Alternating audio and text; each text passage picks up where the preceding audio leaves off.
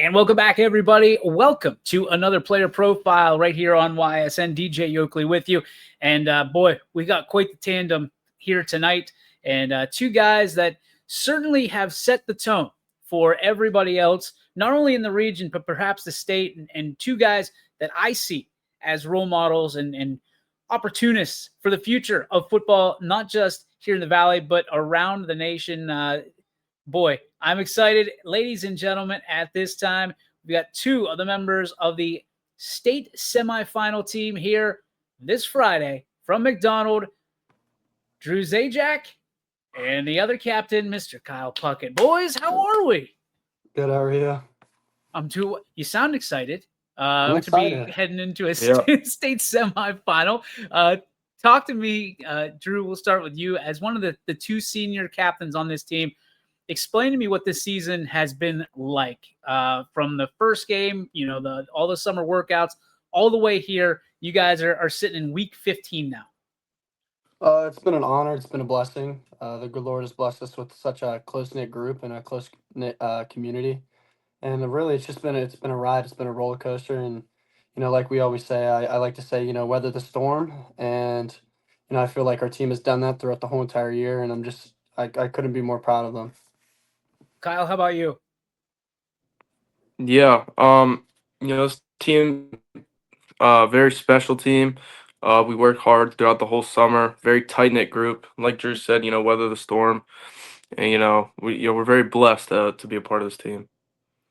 You guys talk about weathering the storm. Talk to me about some of those storm clouds that you've had to go through the last 3 years. Maybe some of those ups and downs that you've had to battle through to become an undefeated team heading into week 15. That says a lot, especially in the 100th year of McDonald football. KP, we'll start with you first. Yeah, obviously means a lot to us. We struggled a little bit, our freshman and sophomore year. But it's just the work in the off season that really set us apart. Obviously we're a tight knit group, so the work at practice, the work in the gym in the off season, all that. We had to, the seniors we all these talked about. We wanted to make a change, we wanted to make a difference.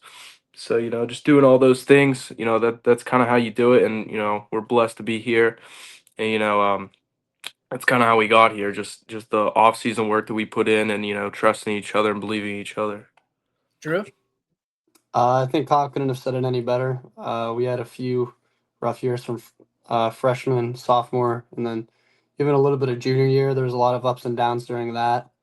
And, we've been fortunate enough this year that we haven't had that many injuries on the team. We did have Preston Van Meter go down. He's a huge, component to our team. But, really just we've had to ride the roller coaster throughout, our whole entire high school career. And, the senior class, they've responded really well to it. We've had guys step up and do different jobs, like linemen like Arthur Zacone. He was a wide receiver his freshman year, and now all of a sudden he's a starting guard for us, and he's doing amazing. So I think as a team, we adapted well, and we've really just rode that roller coaster of the highs and the lows, and we've kind of stayed level headed through it all. I think one of the biggest things that impresses me and honestly inspires me is the fact that you guys are one of the most selfless teams out there. And not only are you still going, but you're still perfect. For you, what's an example of maybe why this team has been so successful through its selflessness here in 2025? We'll go, Drew, let's go with you first. Tough question to answer, I'm sure. Well, we're a very competitive group, and all we really want to do is just win. So whether it's me getting the ball, whether it's Casey getting the ball, Josh, Jordy, Preston, even like Dominic Sampson, or we just want to do our part. We want to do our part to help propel the team to a win, and I think that's really, really, reason why we have so much success. And like even with like the linemen, the linemen, they're stepping up every single week. Games are really one of the trenches. If we get the ball, our skill guys are going to try to do our best, but really it's the linemen that really make it happen for us. Kyle, for you, obviously as a quarterback, you've got to see selflessness on a different level. As you're the main distributor of the football, the pigskin, and we've seen you do it not only with your legs but with your arm. And boy, oh boy, do you have an IQ for the game of football. For you, what have you seen from your point of view, from your lens, if you will, about the selflessness of this team? Maybe the boys up front or the guys that are on the receiving end of those Kyle Puckett passes. Yeah, no one really cares about, who gets the ball, who scores the touchdown. Everybody cares about, if we won the game. We talk about going 1-0. So, we talk about every week, do your part to go 1-0, whether, some weeks it's going to be more of a rushing attack. And, so our wide receivers and myself, but we accept that, Drew and Casey and, Preston and Dom and all those guys and Josh, they do a great job and, we lean on them. And then, we have to be able to have them lean on us, when we need to pass the ball. So we all kind of lean on each other, and it's a very unselfish game. But all we care about is, the win in the end, and going 1-0 every week and just do your part to go 1-0. Whether it's we got to run the ball, whether we got to pass the ball, whether it's just me, carrying out my fakes, if that's what I got to do, to win us the game, then that's what I got to do. But just do your part to win the game, I would say. To do all this, guys, on the 100th year. I mean, we've already mentioned it, and I'm sure you've heard about it. This is a very special year in McDonald. This being one of the most magical rides McDonald has ever been on. What is it like for you guys? Have you really been able to encapsulate kind of the journey and the trip that you're on right now? Am I going first? Oh, I don't care. At this point, it's a free-for-all. Just start throwing haymakers here. So I'll go first on this part. I actually had this question today in school. Our school secretary, she asked me today, she was like, great game, are you still like riding on a high? I'm like, for me as a player, and like as a person, I don't really like to get, I like to stay more level headed on things. So, like before games, I usually don't get, like Thursdays or like even like during school on Fridays, like I don't like to get too hype. I don't like to psych myself up. Obviously before the games, I like to get excited, but for me, like, and as a captain, I know that I have to do my part. I have to keep everybody in check or try to keep everybody in check because there's a few guys on our team that are a little bit hard to keep in check. But, uh, as a captain, I really just have to. I don't really have time to, step back and reflect on what we've done as a team or as a group. It's for me. It's really just how can we take that next step and how can we get better as a team. So I think for me, uh, it really hasn't set in for me. The only thing that has really set in for me was going 10-0 on the 100th year of McDonald football and us beating Ridge. So I think you couldn't have wrote a better story than that. I was wondering if either one of you was going to bring up Ridge or not. Kyle, how about you? Have you had a chance to reflect on this? Yeah, a little bit. It's weird because we're still playing, we're still in it. So like we obviously all celebrate after the game. We're excited, but then the next day we're already watching film, prepared for next week. So I don't think it hasn't like fully set in. Obviously 10-0, beating Ridge. That was a blast. But it was like then we kind of had that bye week. Where we kind of were excited, but then and then it was like right back to work. Going against JFK.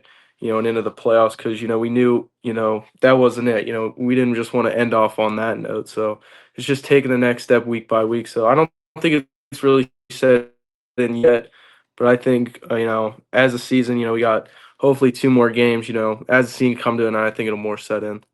This is one of I think it's the first ever bye week opportunity in the playoffs. So you guys were awarded that opportunity, obviously, going 10-0. What did you do on your bye week? What did we do on our bye week? Well, we either had to play JFK or St. Paul. Right. So for our bye week, we kind of Coach Williams said, we were going to get off our legs a little bit, but I don't really know. We really did that. We still, practiced hard and watched film, and we kind of prepared for both teams. We didn't because obviously we didn't know who we were going to play because that Friday we were going to figure it out. But I don't know. It was just kind of not a funky week, but it was definitely something totally different because we haven't had that since 13 weeks prior to that. Yeah, So ever, right? Yeah. yeah, Yeah. Yeah, Pretty, we I did mean, go to we did go to Dave and Buster's as a team though. That was fun. yeah, that was a lot of fun. yeah, okay. So I was going to ask you, did you guys do any team bonding? So Dave and Buster's, talk to me about who had the most tickets at the end of the night. Casey, Yeah, it was Casey. Casey played like this fidget spinner one. He brought it all home. I think he played one game the whole time. Yeah, he played one game the whole entire time, and he won so many tickets from it. Who was the worst at Dave and Buster's? Who had like no tickets at all? Kyle, I'll let you say this one, and I'll back you up. Whoever you want to say. I think that our kicker Anthony Larson. I don't think he had Yeah. any tickets. I think he did terrible. Yeah, What I games don't did think he he did a play? whole lot. I think he tried to play the basketball game, but I don't know if it worked out for him. The Papa Shot? Yeah. It was like basketball. It was like Connect Four and stuff. Because you don't really get that many tickets from it, you're just Yeah. wasting you're wasting your points on that, and you're not gonna get really any, value from it. What was You the know? strategy for you, Drew? What game caught your attention? There was like this weird game. Me and Josh Crumpack and Tyler Black, we were playing for a little bit. It was like this weird game, but there was like high stakes like in it. It was like if you could knock off like a little hockey puck or something. I don't even know how to like explain it, but there was like the number of tickets on it, and that's the game that we were playing. So that was my strategy. And you have to wait a little bit longer because then those pucks that were already in there, they would come back. But that was my strategy. So I just sat there and wait the whole entire time. Kyle, what about you? What games did you get caught up in?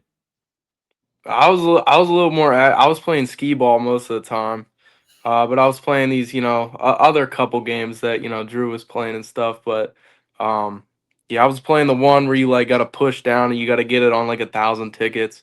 I think I won it one time, so I was playing all those games. What did you end up taking home? I think I had a voice changer, a rubber band gun, a whoopee cushion, one of those hand like slingshot things. Forget what else. There was like two other things, but I forget Like what the they were. slimy hand thing? Yeah. Okay. Drew, how about you? What'd you take home? I bought a like one of like those Minecraft pig plushies, and I got a bunch of warheads, like the sour candy, because I really like sour candy. And I bought like 7 sticky hands, and then I bought like maybe 8 Chinese finger traps. Jeez, oh man. All of that accumulates to about $5.80. Like Yeah, real Yeah. money. we didn't pay for it though, so it was fine. Yeah, it was all okay. free. Hey, So it was all free? Yeah, it was yeah, all free for us. our boosters like sideliners, they covered it all, and we got fed All right, too. So it was boosters. nice. Hey, shout out to the boosters for some free skee ball. Yeah. Absolutely. Those moments, right? You guys are seniors, you're captains. There's moments along the year that you're going to remember for the rest of your life. I mean, obviously you're going to remember a lot on the field, but some of these things off the field. What do you think and what do you hope that you remember most about this particular team when it's all said and done? Hopefully in 2 weeks when you guys bring home some gold. Drew, we'll start with you. For me, the winning isn't like the big part of it for me. Like obviously winning's fun, but for me, like just how close we are as a team. Like we hang out constantly after practice. So there's they're always going to get something to eat after practice. So for me, I just how close we are as a group. I think that really means more to me than really anything than scoring touchdowns or winning games. Kyle, how about you? Yeah, I think kind of to piggyback off Drew, I think I'm more like, after the season's over, I'm obviously gonna miss playing on Friday nights, but the practices and the locker room talks after practices, and the kind of, the messing around, joking with the coaches and stuff like that. The little stuff that I think I'm gonna miss the most after the season. If you could win a championship for one person in the community, who would it be for and why? Kyle, we'll start with you. Who probably Flipper. Probably he comes to our practices. He watches all of our he tries to come to most of the games. He's on a bike, so it's kind of hard sometimes. But he's always out of practices. He's always supporting us. So if I can win it for one person, it'd definitely be Flipper. Drew? Definitely Flipper. Flipper is our guy. He comes to every single one of our practices. Sometimes you can't see him though because he's always decked out in camo. But he's one of a kind, and we love him. So if we were to win it for one person, it'd definitely be Flipper. So Notre Dame said win one for the Gipper. You're winning one for the Flipper, is what I'm hearing. Yep. Yeah, Absolutely. Yeah. Talk about, Coach Williams has been such just a historic piece of McDonald for such a long time. He has been a role model to so many young men along the way. What does Coach mean to you, Drew? We'll start with you. He definitely knows football. He has been doing this for how long? Like 26 years. He's been to the playoffs countless times, coached, I don't know, like 4 or 5 10-0 teams. So he definitely means a lot to us in the community, and the community definitely backs him a lot. So he's just always someone that you could look to, and he sometimes he'll throw out a funny joke here and there, and he'll make you laugh. Dad jokes or just regular? Just stupid jokes, like stuff that like he'll like say stuff that like we don't even like. Our big thing in our school is like the gravy train. Like, what is that? He said we're riding the gravy train. Like, we've never ever heard of that, and so he just says stupid stuff like that, or like he's like, go put on your garb, and he says like old sayings like no one even knows. Coach, I know what it means. I appreciate it. These youngsters, they're 6'7", right? Kyle, what about you? What does Coach Williams mean to you? It means a lot. Drew's laughing a little bit. It definitely means a lot to me. He's always got our backs. No matter what happens, and he's always at practice. Keeping us in check and keeping us together. And he's a big part of the community, and he means a lot to our team. And realistically, it would mean a lot to us to to win a state title for him. He's never done it, so so we're gonna go out there and we're gonna we're gonna try to win this one for him, and we just gotta practice hard every day, and he keeps us in check, so he definitely means a lot to us in the community. All right, last question for you guys. Kyle, we'll start with you. What would a championship mean to you in the McDonald community when you bring it home? I think it would mean the world to us. I think that's something you'll never forget. We actually never won a championship. We have 3 state championships. None of them have been won on the actual field. It was an AP voting. So to be the first team in McDonald history to do that, we went twice, runner up 2 times. So to be the team that actually does it, I can't even put into words what it would mean to me.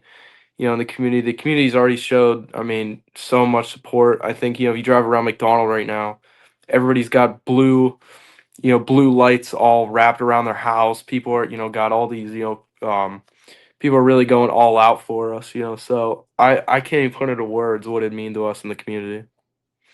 Drew? It mean a lot, definitely, to our community. I was talking to our, little ice cream shop owner in our village, Donnie Riccatelli. And he was saying like how like he sees so much of us and from their team, and it's just crazy because they ended up playing St. Henry in their state championship game. So definitely, if we could win this week and make it to the state championship, and Lord willing, play St. Henry, definitely, and Lord willing, win that maybe. It would mean so much to us, so much to the community. There's nothing much more than what you can ask for. Shout out as well to the Village Creamery, Yep. the only spot in McDonald, and the best ice cream around. Gentlemen, I cannot thank you enough for hanging out here. I know you guys got a ton on your plate this week. Best of luck. The entire community is behind you, the entire company, YSN, behind you guys. Go out there and bring it home, both this week and next week, and we'll be here cheering for you, boys. Thank you. Appreciate it so much. Yes, sir. Thank you. See you, boys. Good luck. Yeah, thank you.